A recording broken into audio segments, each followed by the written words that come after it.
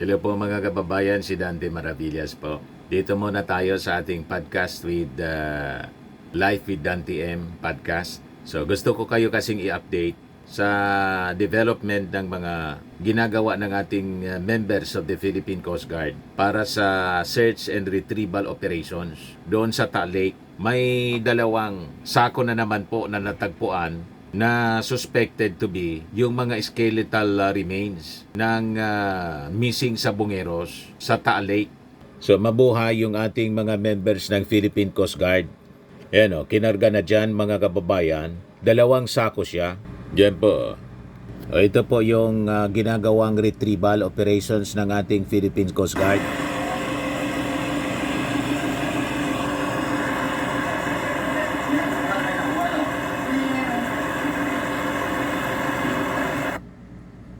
So talagang tinatyagaan nila mga kababayan para mabigyan ng hustisya yung mga pamilya. Ngayon lang sila nagkapag-asa mga kababayan. In the previous administration, halos mabao na sa limot. And ang dahilan yan, nabuhayan ng loob yung mga kapamilya ng missing sabongeros dahil nagsalita ang whistleblower na si alias Totoy, Jolly Dondon Patinungan, na dati kinasuhan yon sa pagiging involved dito po sa missing sabongeros. Pero ngayon po, nagsasalita na siya para ituro kung sino talaga yung mastermind. At isinabit nga po si Atong Ang na dati niyang boss, pati si Gretchen Barreto, na damay mga kababayan. So ito yung balita ngayon.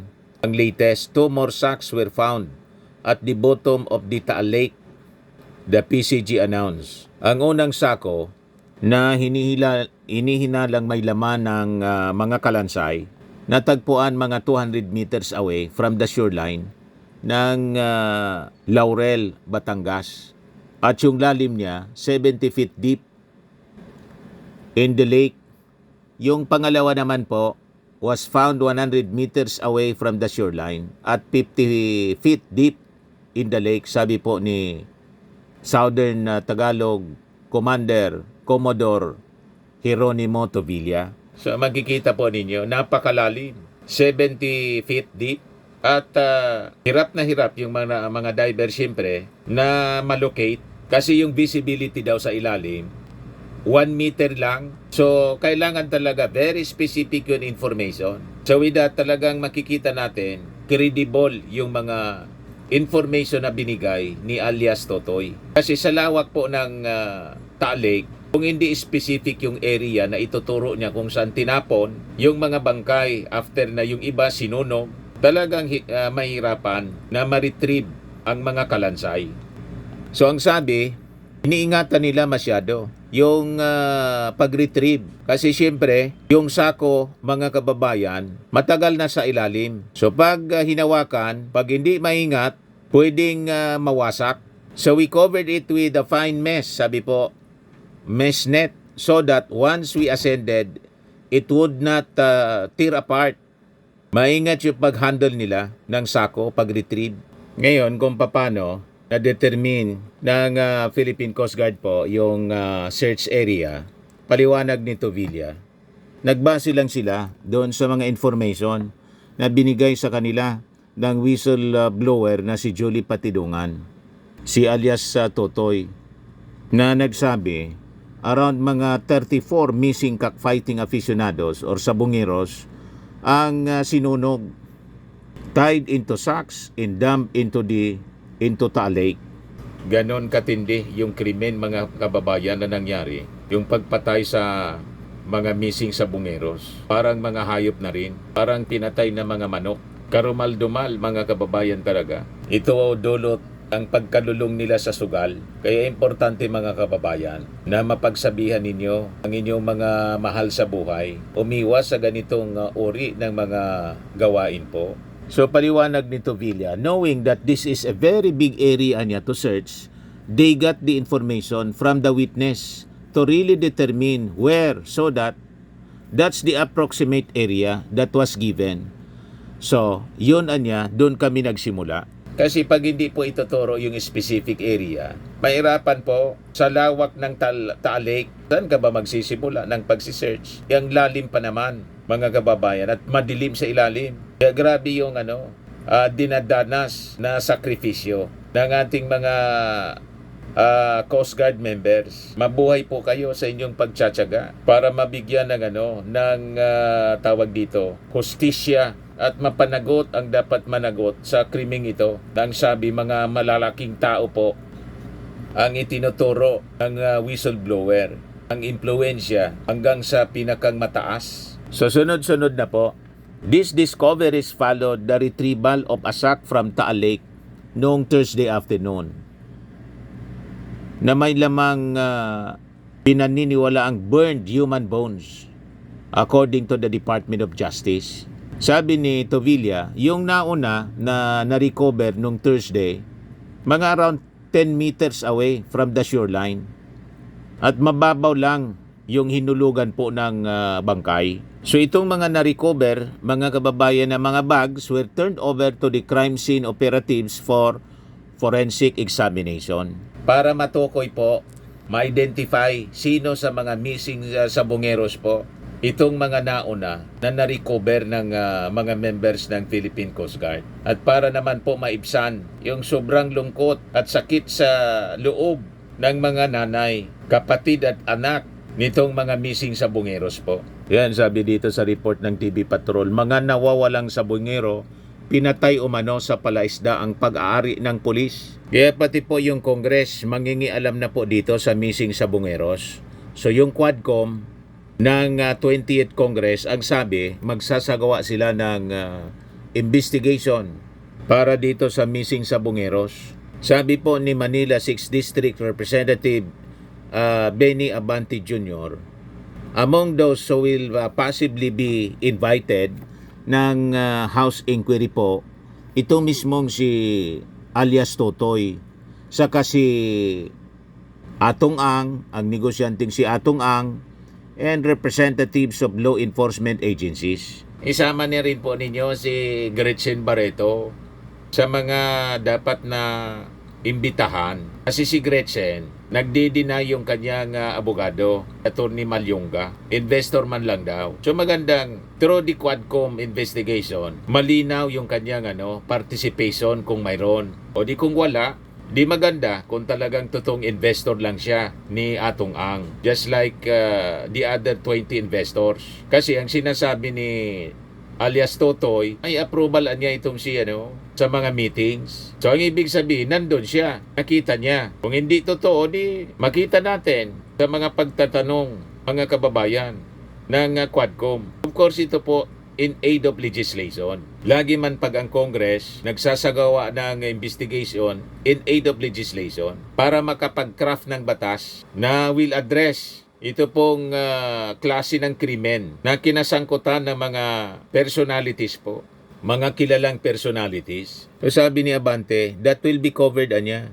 In fact, I already have talked with some of the would-be members ng Quadcom na palagay ko makakasama.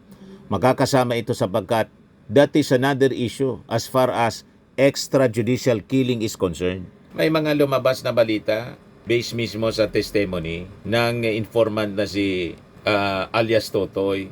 Doon sa sinabi po sa isang press briefing ni DOJ Secretary Boying Rimolya, ang sabi, yung mga involved na police, involved din po sa AG case, extrajudicial killings, nung previous administration. So, iisang grupo po, mga kababayan. So, sabi po ni Benny Abante, the fact niya that more than 100 sabongeros, whether they cheated or not, but they were not given due process. Bigla na lang pinatay at nawala. So palagay ko, Congress has to tackle on that also. Ipapaimbita po namin, for example, like yung whistleblower nila, yung magiging witness, si Totoy. Well, definitely, we're going to invite him. Pag-usapan pa namin kung sino pa maaring imbitahan dyan. For example, like Atong Ang should also be invited.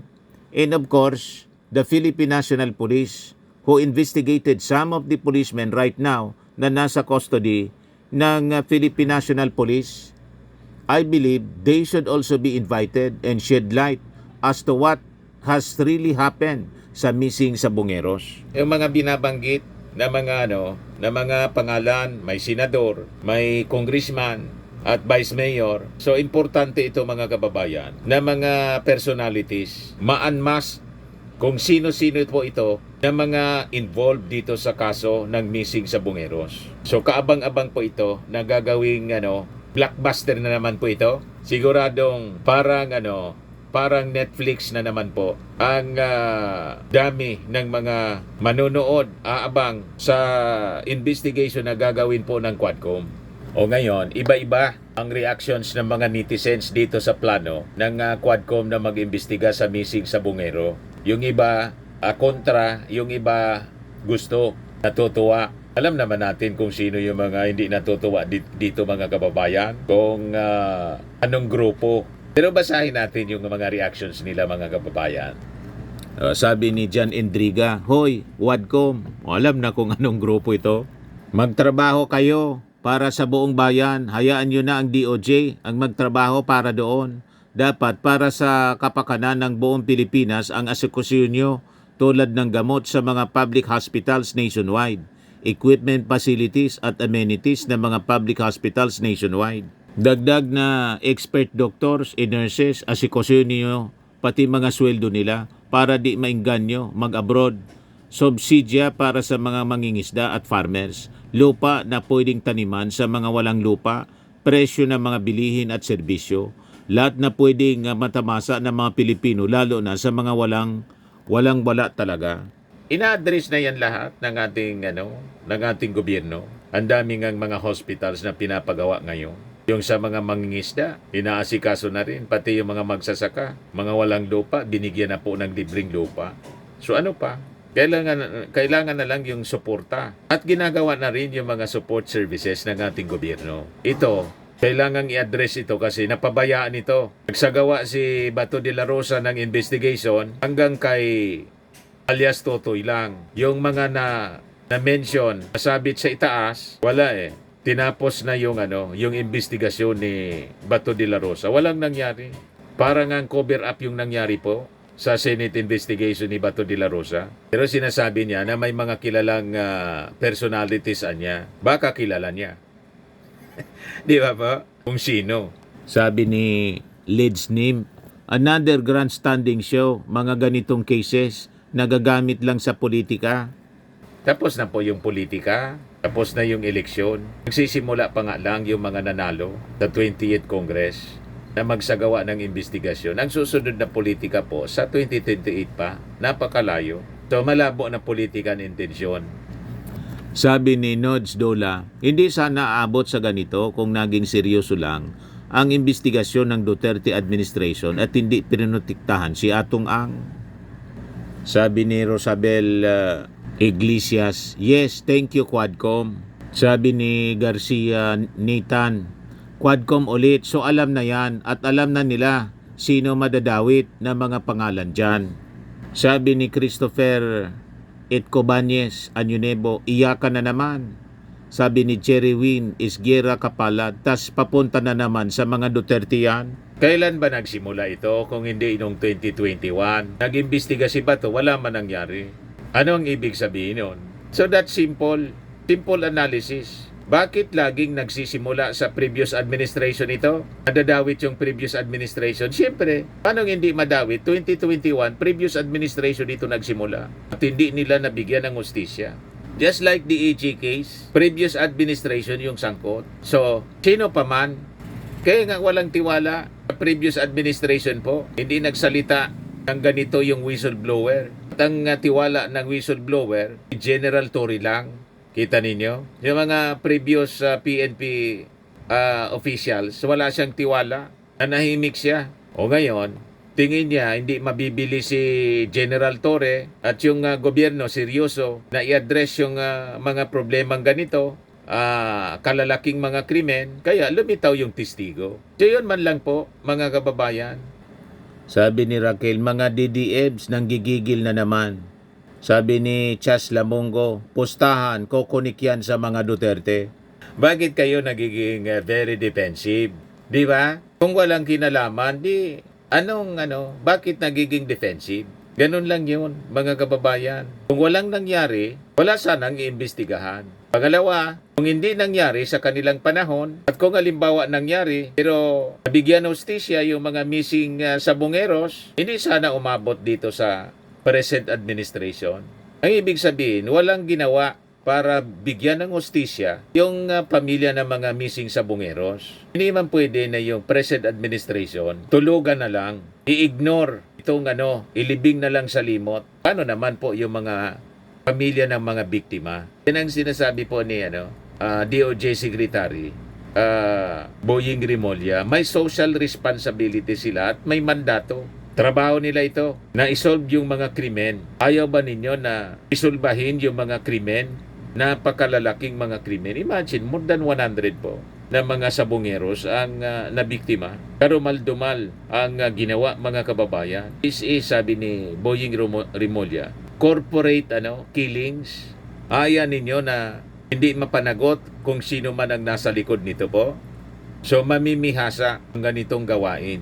They can commit crimes with impunity. Yun ang mali po. Hindi ito binigyan ng tamang aksyon ng ating gobyerno. So yun lang mga kababayan, yung ating update para sa mga missing sabongeros po. Lagi natin itong susubaybayan mga kababayan. Kung hindi pa po kayo nakasubscribe dito sa ating YouTube channel, bago po itong YouTube channel natin, Life with Dan TM, click subscribe po. Lagi po nating tatandaan, you become what you believe. Bye-bye po.